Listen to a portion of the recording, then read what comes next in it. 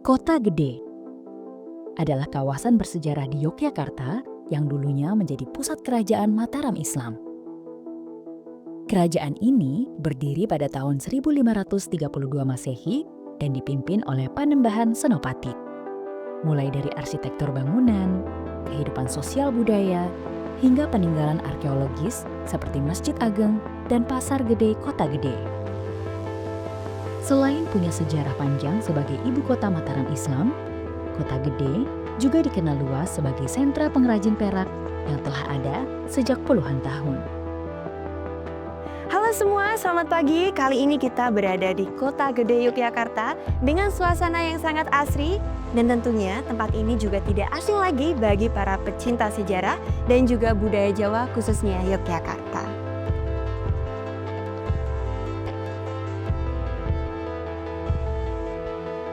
Selain budaya Mataram yang sangat kental, tentunya Kota Gede juga dikenal sebagai sentra kerajinan perak yang sudah diwariskan secara turun-temurun. Langsung aja, ikutin aku. Menurut sejarahnya, perak di Kota Gede sudah dipergunakan sejak zaman Mataram Islam sebagai pengganti emas karena harganya lebih murah. Selain sebagai perhiasan, perak juga digunakan untuk peralatan rumah sehari-hari. Keunikan kerajinan perak di Kota Gede Yogyakarta terletak pada gaya seni ukirnya yang khas dan berkualitas tinggi, dengan motif teratai dan teknik filigri. Pengrajin perak Kota Gede telah menguasai teknik ini secara turun-temurun, menciptakan berbagai perhiasan dan aksesoris yang unik dan bernilai tinggi. Hingga saat ini, kerajinan perak di Kota Gede terus dilestarikan turun-temurun, dan sebagian besar pengrajinnya masih menggunakan metode lama.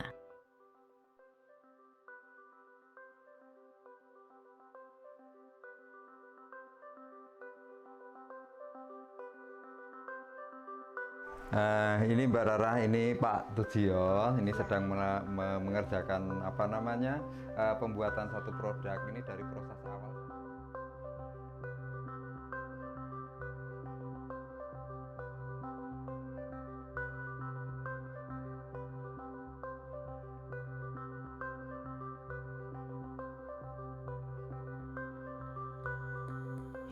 Saat ini saya bersama dengan salah satu pengrajin dari sentra kerajinan perak. Salam kenal Bapak, saya Rara.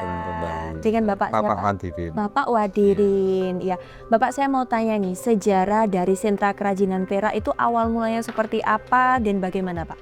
Sejarahnya ya Mbak, ini saya jawab sebatas sepengetahuan saya juga ya Mbak. Sewaktu saya belajar kerajinan perak dulu itu kan masih kecil, awalnya masih kecil. Dan konon ceritanya ya kerajinan perak itu khususnya di wilayah Kota Gede ini sudah turun-temurun. Jadi sejak zaman Belanda itu sudah ada. Jadi gitu. sudah sangat lama ya Pak? Jadi kalau secara detailnya sejarahnya kenapa kok di sini bisa ada kerajinan perak sampai sebesar saat ini ya?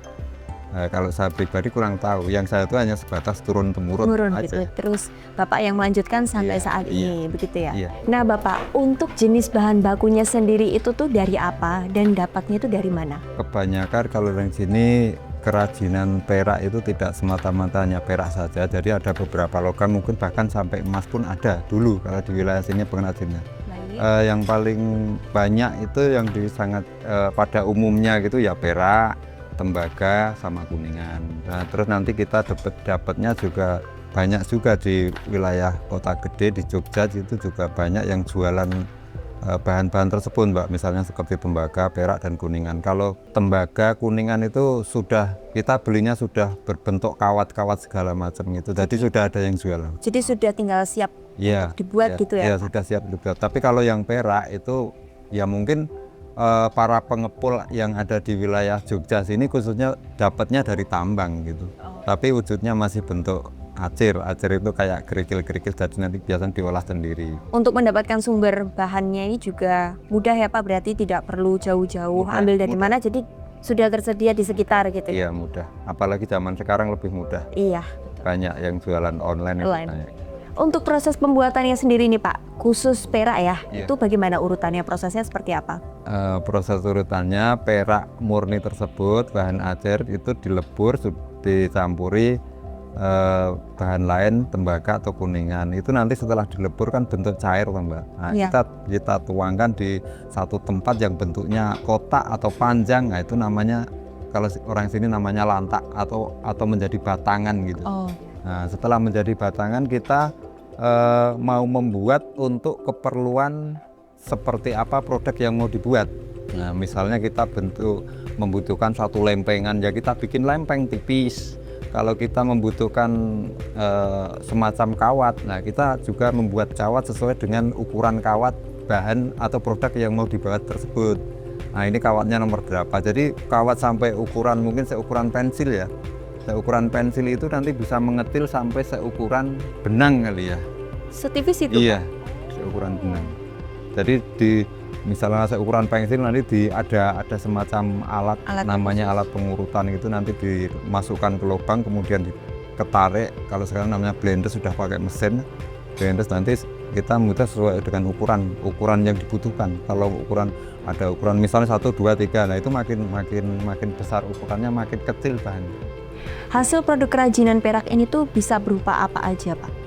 Hasil kerajinan produk yang dibuat itu kebanyakan tergantung pemesan, tergantung orderan juga apa yang diminta konsumen. Misalkan minta dibuatkan miniatur Candi Borobudur misalnya, bisa ya, Pak? Kita bisa.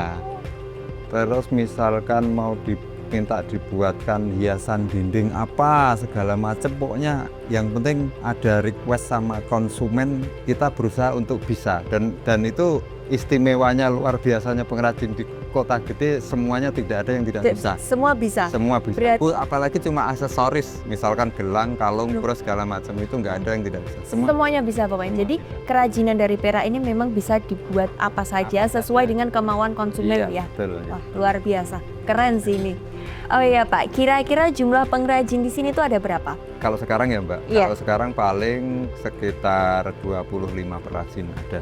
25 pengrajin di sekitar khusus sini. Di kampung Semoyan saja. Nah Pak, untuk peminat dan pembelinya sendiri itu dari mana aja? Seluruh Indonesia Mbak. Seluruh Indonesia termasuk Pulau Jawa? Pulau Jawa khususnya. Oke, baik. Kalau untuk ke luar negeri sendiri sudah pernah mengirim ke sana? Sudah, beberapa kali sudah pernah. Di negara mana saja Pak itu? Di Malaysia. Di Malaysia. Bapak, terima kasih banyak. Bapak yang di belakang juga terima kasih atas segala informasi mengenai kerajinan perak. Semoga harapannya ke depan semakin mendunia untuk perak-perak ini dan banyak orang mengenal kerajinan perak ini. Tentunya saya juga ikut bangga dengan hasil produksi kerajinan perak di sini. Terima kasih banyak. Ya, Mbak, saya atas nama mungkin mewakili dari teman-teman perajin khususnya di wilayah sini ya, sangat mengucapkan banyak terima kasih juga atas kunjungannya. Mudah-mudahan kunjungan ini nantinya membawa berkah manfaat. Amin, amin, amin. Terima kasih.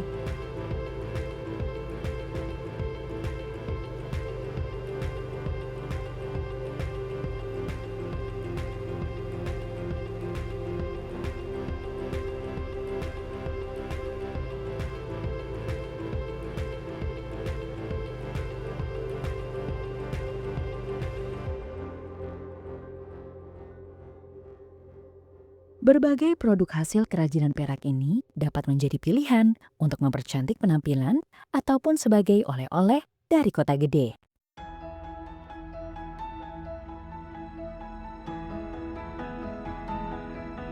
Sebuah karya yang penuh sejarah dan semakin membuat kita bangga dengan produk karya Indonesia. Hasil karya warga Kota Gede ini bisa menunjukkan sebagai bukti bahwa kreativitas dan juga kerja keras bisa menghasilkan karya yang bernilai seni seperti ini. Ini tas cantik dari kerajinan perak. Yuk teman-teman semuanya, mari kita pakai karya anak bangsa.